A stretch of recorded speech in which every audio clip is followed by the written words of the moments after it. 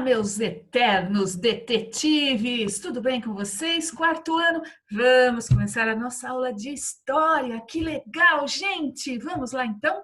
Hoje é dia 9 de junho, terça-feira. Quero que você abra o seu caderno lá na página 170. Vamos lá? Tem história na notícia. Vamos lá, então? Página 170. Vamos lá, meus amores. Abrindo na página 170. Em julho de 2018, arqueólogos encontraram 9 urnas funerárias, gente, lá na Amazônia. As urnas são de uma população indígena que habitou a região há aproximadamente 500 anos, tá bom? Eles fazem parte da tradição polícroma da Amazônia, que é um conjunto de cerâmicas decoradas com pinturas vermelhas e pretas. Os achados foram encontrados na comunidade Tauari, em terreno próximo a uma escola comunitária. Leia a notícia abaixo sobre esse achado arqueológico.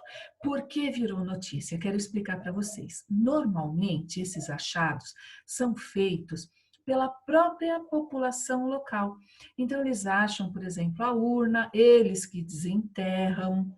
Só que nesse processo, eles não vão tomar os devidos cuidados que os arqueólogos tomam. Aí eles levam lá para os pesquisadores e os pesquisadores analisam, vão até o local, mas o local já foi remexido, revirado. Por que que essa notícia aqui ela é inédita? Porque desta vez não foi a população local, foram os próprios pesquisadores que acharam. Aí eles preservaram o local. E eles estudaram as posições, os dados como estava, ou seja, foi uma coisa inédita e muito bacana. Quero ler então para vocês essa notícia. Vamos lá então? Olha para o caderno, meus amores. Arqueólogos descobrem cemitério na Amazônia com urnas funerárias indígenas que podem ter mais de 500 anos. Urnas funerárias, como as que foram encontradas, são comuns pela Amazônia brasileira e nas partes amazônicas de países como Peru e Equador, afirma o arqueólogo do Instituto Mamirauá, Eduardo Kazu Tamanarra. Mas os pesquisadores costumam recebê-las da mão de moradores do local, que de fato encontram os artefatos e os retiram da terra.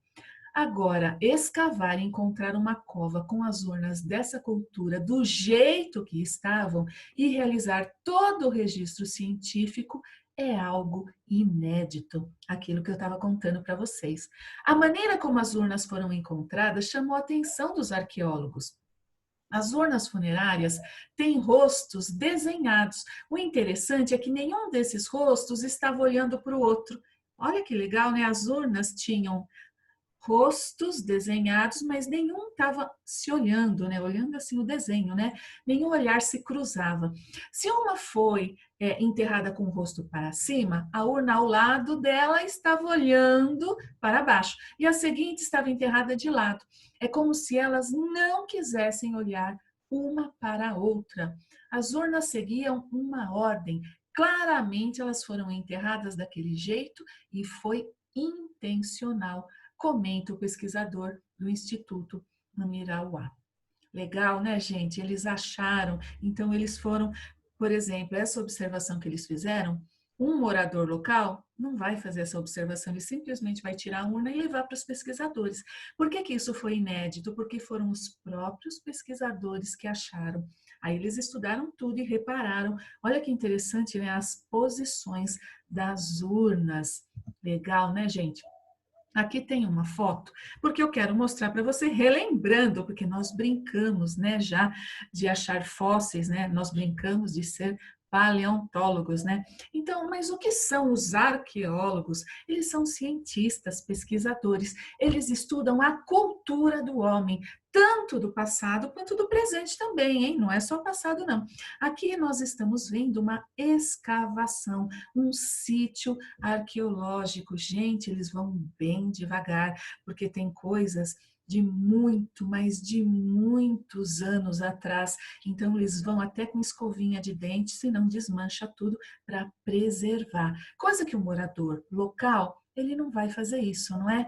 Então, olha que bacana essas imagens, tá? Eles estudam, né, as culturas humanas do passado através dos vestígios que eles encontram, potes, enfim, gente, ossada, tudo que eles encontram do passado, eles vão estudar, analisar. Aqui a gente está vendo também outro sítio arqueológico.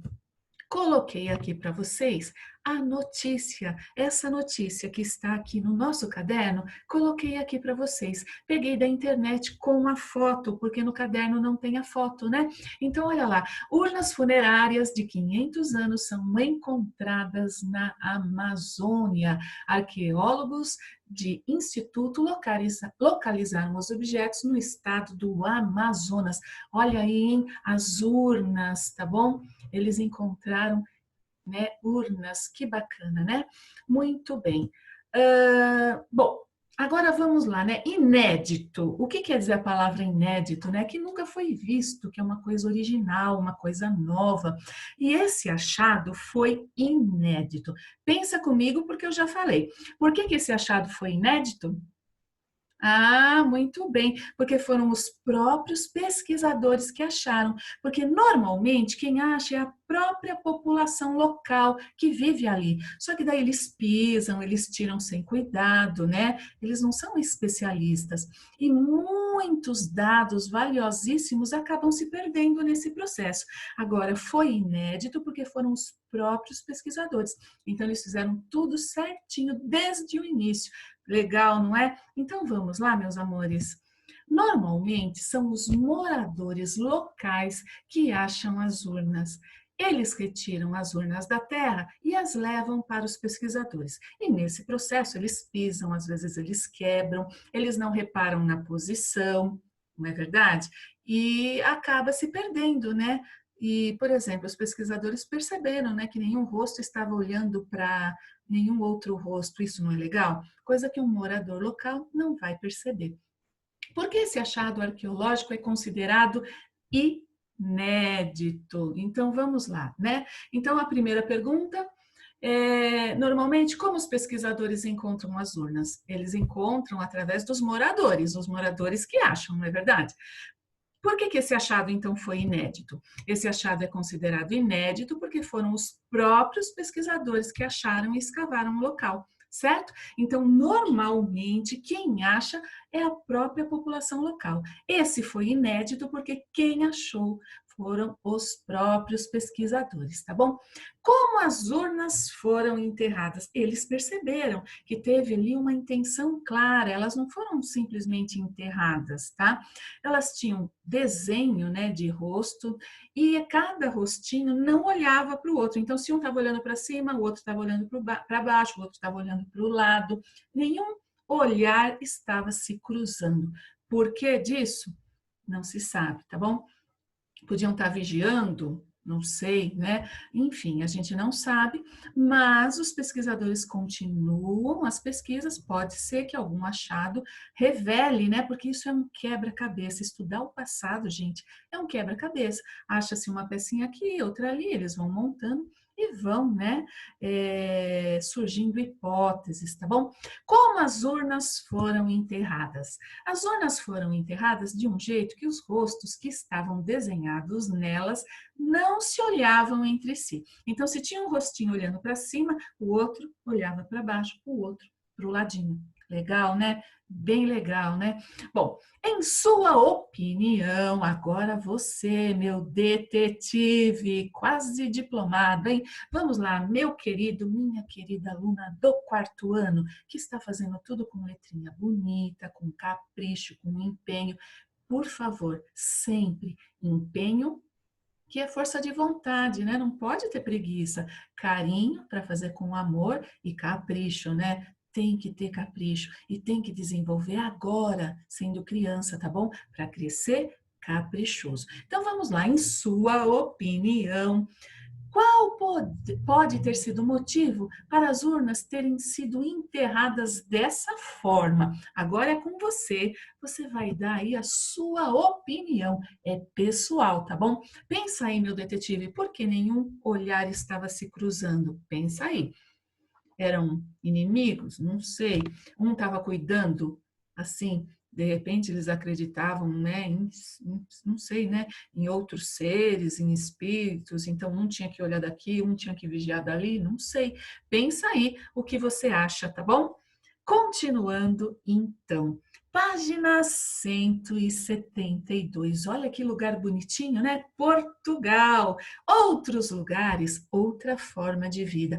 Aliás, no mundo existem muitas culturas e bem diferentes, né, entre si. Por isso que é legal estudar bastante, tá bom? Para crescer, ter uma boa profissão e viajar. É muito bom conhecer culturas diferentes, tá bom? Você pode conhecer através de livros também. Aliás, o livro é uma viagem, mas é mais gostoso se você for ao próprio local, não é verdade? Fica a diquinha aí. Estude. A televisão, ela não vai te levar a... não vai. A televisão, se você gasta aí 4, 5 horas do seu tempo com a TV, você não vai sair da frente da TV pelo resto de sua vida, hein? Cuidado, porque quem aparece na TV, que você está olhando lá na TV, normalmente não assiste TV, não tem tempo. Pensa nisso. Bom, vamos ver aqui, ó, Castelo de Vide, uma vila lá em Alentejo, em Portugal. Olha que bonitinho, né? Olha aí a rua, as casas, né? É, lá em Portugal. Vamos ver outra imagem? Olha esse beco de pedra tradicional e casas na aldeia montanhosa de Montecinho, tá? Montezinho, desculpa, lá em Portugal, tá bom? Olha que bonita, né? Essas casas aí de pedra, né? Que lugar bacana, não é verdade? Bom, vamos pensar um pouquinho nas especiarias. Ah, daqui a pouco você vai lá na cozinha e vai pedir para a mamãe te mostrar, combinado? Quero começar. Mas por que você está falando de especiarias? Chego lá, aula de história falando de tempero. Você vai entender daqui a pouquinho, porque esses temperos aqui foram tão importantes para a nossa história. Vou te explicar. Então vamos lá. Pimenta do reino, com certeza deve ter aí na casa, na sua casa, lá na cozinha. Depois você pede para a mamãe te mostrar, dá uma cheiradinha, tá bom? Pimenta do reino, essas pequenas sementes secas têm origem na Índia e nas ilhas de Java e Sumatra, depois do sal. É o mais universal dos temperos, sendo utilizado na culinária de várias regiões do mundo. Olha para a canela, né? É uma casca de árvore seca, nativa lá do Ceilão, atual Sri Lanka. Esse tempero saboroso é usado na fabricação de bebidas, como licores, e de doces também variados. Coloca canela ali, tá? Pode ser usado em pó ou em casca. A mamãe deve ter isso em casa também. Aí você pede para dar uma cheiradinha, mas por enquanto, vamos na aula aqui. Depois você já pede a pimenta do reino, a canela, porque aqui eu quero falar da noz moscada. Essa semente, ela é originária lá das Ilhas Banda, na Indonésia. Ralada era muito apreciada como tempero. Misturada com gordura ou polpa de maçã, era usada como pomada para aliviar dores. Nada de fazer isso, tá? Hoje a gente já tem uma medicina mais avançada. Cravo da Índia, tá bom? É originário das Ilhas Molucas, lá na Indonésia. Na China, era costume as pessoas mastigarem cravo antes de se dirigirem ao imperador, para terem bom hálito, chegar perto, aliás, né, tem que escovar o dente, né, vamos combinar. Mas naquela época, né, então aquele cheirinho, mau hálito, não podia chegar perto do imperador. Hoje ele continua sendo usado na culinária e também se extrai dele um anestésico. Se você morder um cravinho da Índia, você vai querer cuspir até, porque ele até adormece a pontinha da língua. Se você quiser dar uma mordidinha em um, já estou avisando, vai assim, a sua linguinha vai dar assim uma amortecida. Não precisa fazer, certo? Bom, vamos lá então. Oba, fazer um livro de receita? Agora é a hora de acionar a mamãe, acionar a vovó. Sabe aquele motivo para conversar com a vovó? Vó, preciso de uma receita. Uma receita que tenha um desses ingredientes aqui. Fácil, hein, gente? Noz moscada, cravo da Índia, pimenta do reino, canela, tá bom? Então, você vai ter que ver com a vovó, com a mamãe, uma receita, aquela receita maravilhosa, tá bom? E você vai escrever aqui na página 176. Então, ó, o nome da receita. Então, por exemplo, arroz doce. Arroz doce da minha vovó, tá?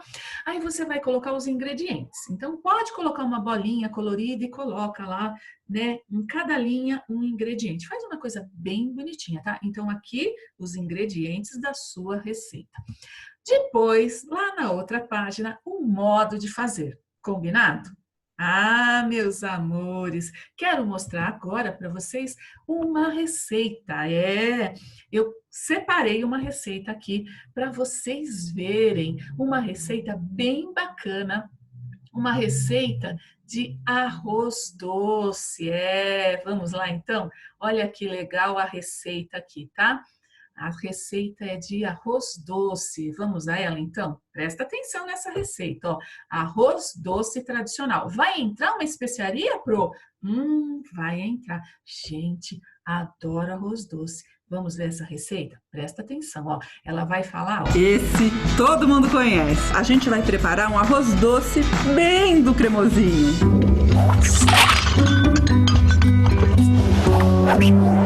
Agora a gente vai preparar o arroz doce, mas antes eu vou descascar essa laranja que vai dar um perfume para essa receita muito especial.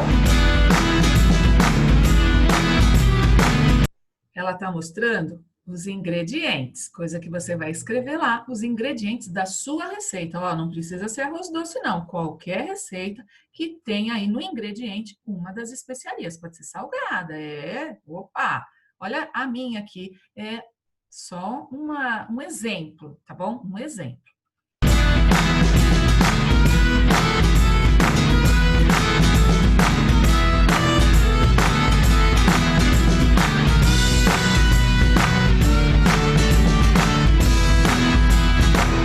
Lembrando, você sabe ler 1/3 de xícara de chá de açúcar. Cuidado, hein? Se você for escrever as palavrinhas, veja se tem acentuação. Então, ó, 1/3, né? De xícara, tá? Você pega a xícara inteira, uma parte de 3 é 1/3, tá? Normalmente os ingredientes de uma receita, eles têm fração, tá bom? 1/3. que as medidas são sempre niveladas.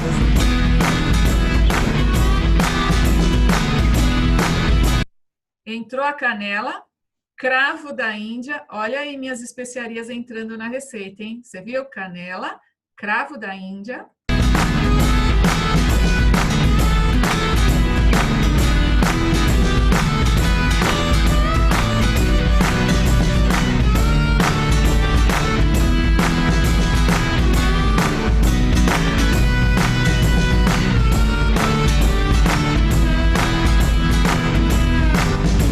Fogo alto. E a gente pode começar a misturar e continuar mexendo até ferver. O arroz doce ficou 20 minutos cozinhando e ele tá quase pronto. Olha, você pode ver que ele tá bem molhado e é assim mesmo. Você tem que lembrar que a gente ainda vai colocar um pouquinho de leite condensado e que ele vai ser servido frio. Ele vai dar cremosidade para essa preparação. O arroz doce só precisa de mais 5 minutinhos aqui no fogo. Está vendo que ela ainda está bem líquida, mas esse é o ponto. Já deu aqui os 5 minutinhos. Porque à medida que ela vai esfriando, ela vai endurecendo. O arroz também vai sugando esse líquido. Então a gente quer nesse ponto parar. Adiantando um pouquinho, tá bom?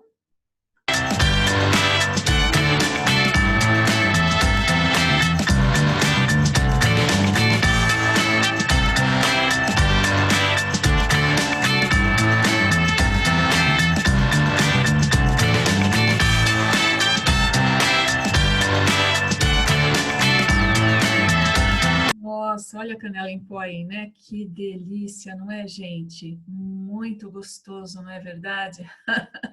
Eu amo, adoro, viu, gente? Preciso confessar isso para vocês. Eu adoro, tá? Então, continuando então aqui. Você viu que tem aí alguns dos ingredientes são especiarias. Você pode fazer, ver uma receita aí salgada, não tem problema não, certo? Teve uma vez uma aluna que fez um molho para churrasco, meu Deus. É uma super receita. Então, aciona a vovó ou aciona a mamãe para te ajudar aí, certo, meus amores? É muito legal. E fica outra dica. Ao invés de ficar trancado, depois que você fez as lições, você não sabe mais o que fazer?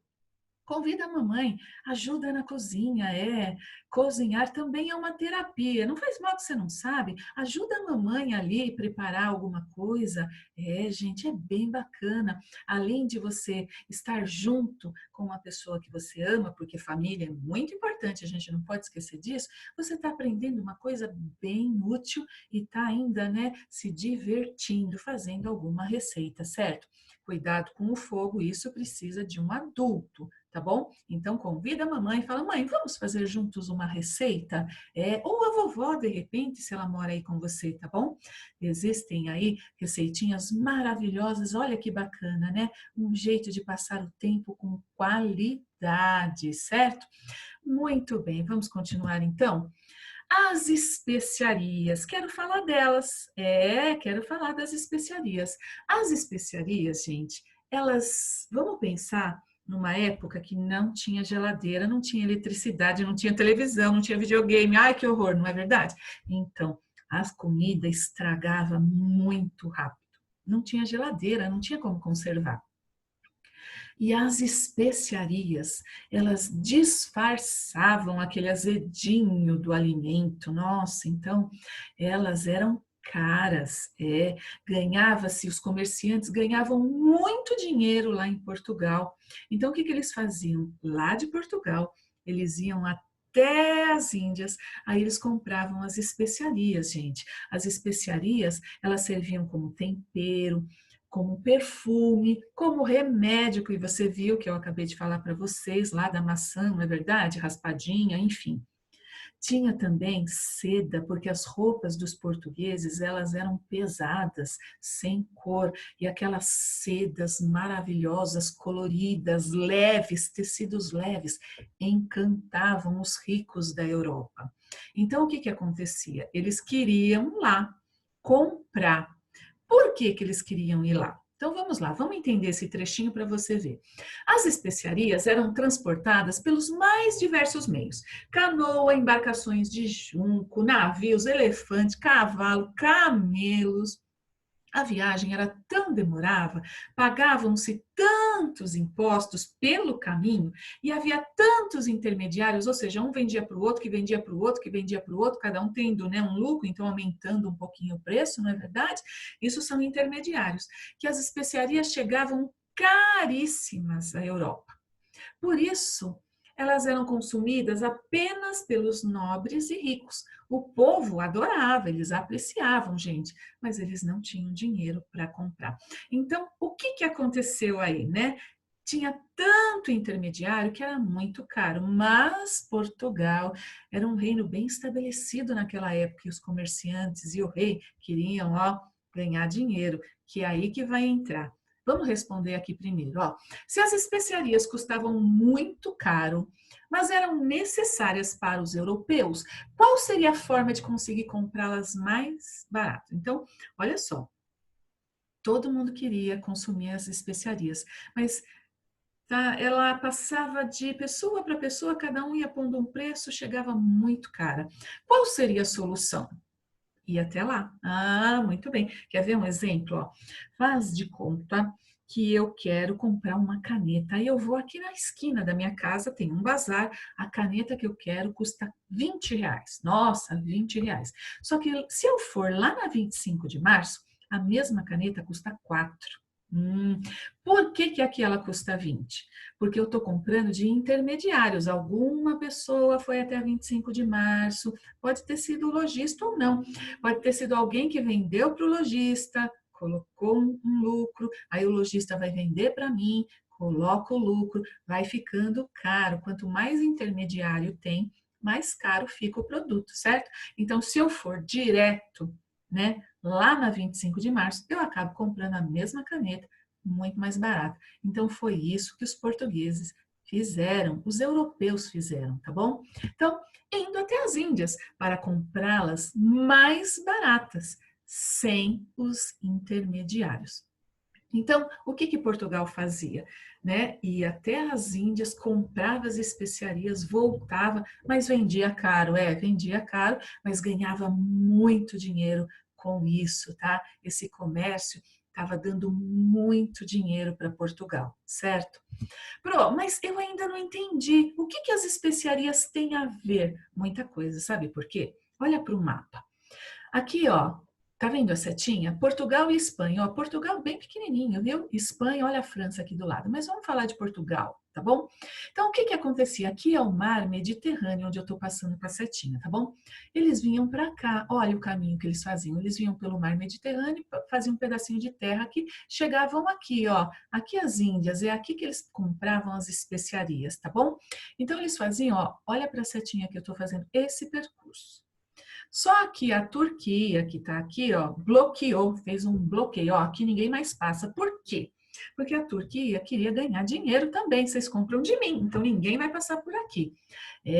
Só que aí, tanto Portugal quanto a Espanha pensaram, tudo bem, vamos ter que achar outro caminho para chegar às Índias. Não dá mais para ir por esse caminho. Né?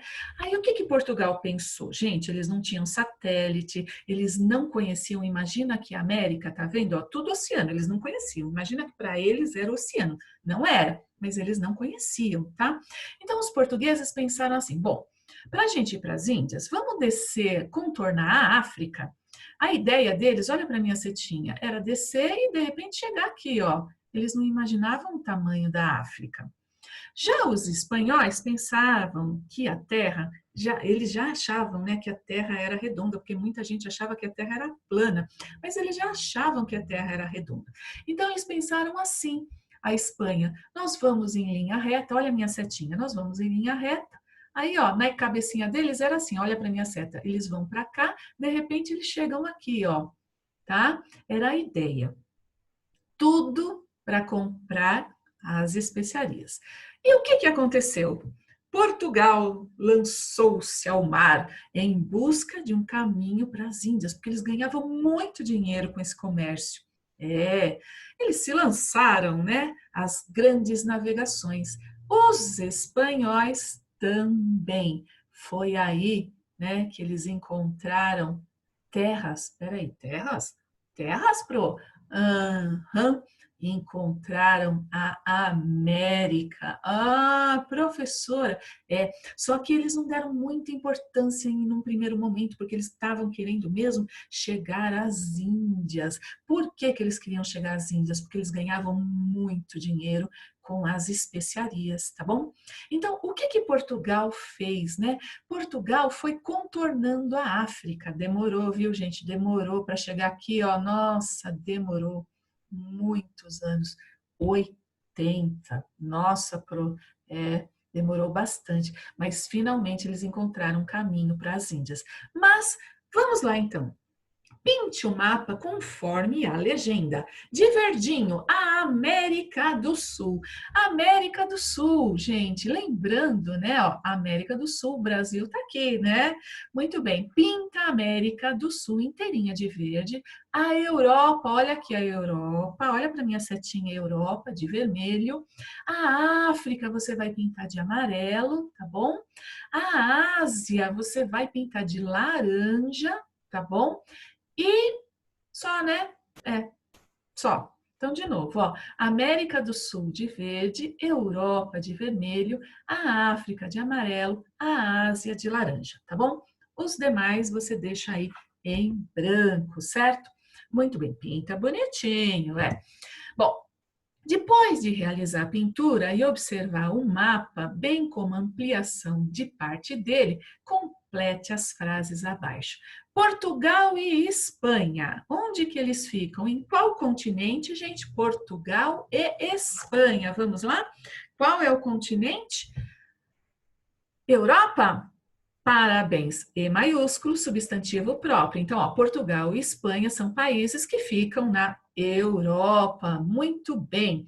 Portugal fica ao lado de que país? Escreve aí, ao lado da? Muito bem. Olha para o mapa. Portugal, olha aqui o zoomzinho, né? Ó, zoomzinho tudo bem, né? Olha, Portugal fica do lado. Hã? Isso, Espanha. Muito bem, Espanha. E maiúsculo. Para vir da África ou da Europa para a América, ou seja, olha lá no mapinha, Europa ou África, para chegar na América, é preciso atravessar o Oceano Atlântico. Muito bem, letra maiúscula, olha o acento, Atlântico, tá bom? Para sair de Portugal e ir até a Ásia por mar, é preciso contornar a África, com acento também no A, África, muito bem, todos aí substantivos próprios, não é verdade? Legal, né, gente? Bom, aqui na página 180 a gente vê o Porto de Lisboa, né? Os portugueses, eles tinham um rei e comerciantes bem interessados em participar do lucrativo, tá, comércio dos produtos que vinham do Oriente, que eram as especiarias, né, sedas, algumas joias, nossa. Bom, eles queriam tudo isso, certo? Olha aí, gente, o Porto de Lisboa, que movimentado, não é verdade? É. Bom, você está entendendo então por que estudar as especiarias? Porque foi por causa delas que eles descobriram a América. E o Brasil está na América, certo? Muito bem. Aqui, ó, a gente está vendo, tá? Outro mapa, nós estamos vendo Portugal em amarelinho, certo? Olha aí, Portugal. E Portugal, né, domínios portugueses na África. E Portugal, olha, fazendo aí as rotas. Então, por exemplo, Ilha dos Açores, né, domínio de Portugal, Ilha da Madeira, Ilhas Canárias, tá bom? E Portugal foi conhecendo aqui a África. E esse conhecimento de alguns povos aqui, por quê? Porque os navios precisavam ser abastecidos, então eles iam parando. E esse conhecimento que eles tiveram da África, quando eles resolvem colonizar o Brasil, eles querem mão de obra barata. É aí que eles começam a escravizar os povos africanos, porque eles não eram escravos, eram povos livres, tá bom? Então, os portugueses já navegavam pelo mar Mediterrâneo. Aqui, ó, eles faziam esse caminho. Aqui está a Itália, ó, essa bota parece uma bota, né? Ó, olha que legal, parece uma bota, né? Aqui é a Itália. Então, ó, eles faziam esse caminho, tá? Para ir para as Índias. Só que como não podiam mais fazer esse caminho, aos poucos eles foram percorrendo aqui a costa da África, tá bom? Aqui é Madagascar, certo? A ilha de Madagascar. Aqui tem um elemento, né, cartográfico que a gente estuda em geografia, tá bom? Norte, sul, leste, oeste. Muito bem. Aqui o Cabo da Boa Esperança, tá? Antes chamava-se Cabo das Tormentas, tinha tanta tempestade, nossa, quantos naufrágios, né? Bom, olha aqui então, esse mapa não está no caderno, mas eu quis mostrar para vocês o caminho marítimo para as Índias, tá bom? Olha aqui ó, eles finalmente chegaram aqui, ó, demorou bastante, mas eles chegaram aqui, certo? Muito bem, meus amores, legal, né? Muito legal estudar história, né? É isso então. Espero que vocês tenham gostado da aula de hoje. Meus amores, qualquer dúvida, pode me escrever, tá bom? Fiquem com Deus e até a próxima aula. Tchau, meus amores!